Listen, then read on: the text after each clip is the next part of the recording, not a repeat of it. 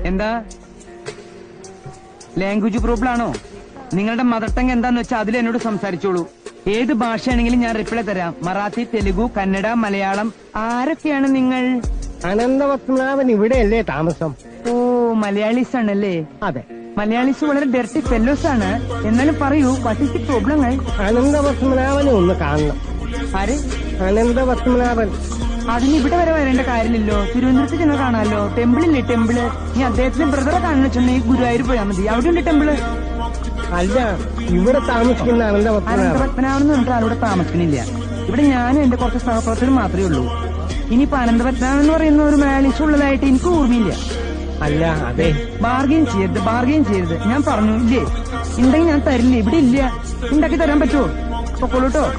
കിട്ടുമ്പോ തരാം. എടുത്തു വെക്കാം. പൊക്കോളൂട്ടോ. മലയാളീസിന് വേറെ പണിയൊന്നുമില്ല.